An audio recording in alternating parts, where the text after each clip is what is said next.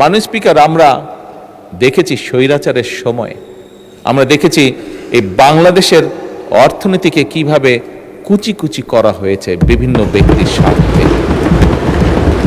বিভিন্ন ব্যক্তি, বিভিন্ন হাউজের স্বার্থে এই অর্থনীতিকে কিভাবে কুচি কুচি করে করা হয়েছে।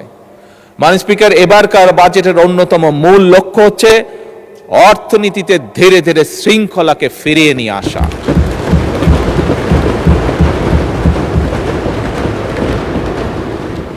মাননীয় স্পিকার, অন্যতম তৃতীয় যে মূল লক্ষ্য এই বাজেটের, সেই লক্ষ্যটি হচ্ছে যা মাননীয় স্পিকার আপনি জানেন, গত সপ্তাহে আমি দুটি দেশ সফর করে এসেছি, একটি মালয়েশিয়া এবং একটি চীন।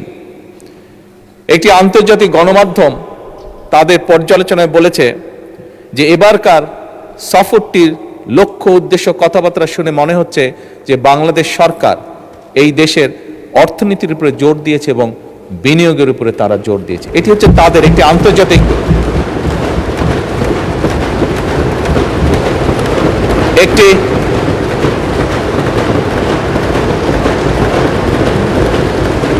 একটি আন্তর্জাতিক গণমাধ্যমের অ্যানালাইসিস। মাননীয় স্পিকার, ওনারা সঠিক বলেছেন, আমাদের তৃতীয় এবং সবচেয়ে গুরুত্বপূর্ণ যে লক্ষ্য এই বাজেটে, সেটি হচ্ছে বিনিয়োগ, উৎপাদন এবং কর্মসংস্থানের যে চাকা, সেটিকে সচল এবং শুধু সচলই নয়, সেটিকে বেগবান করা।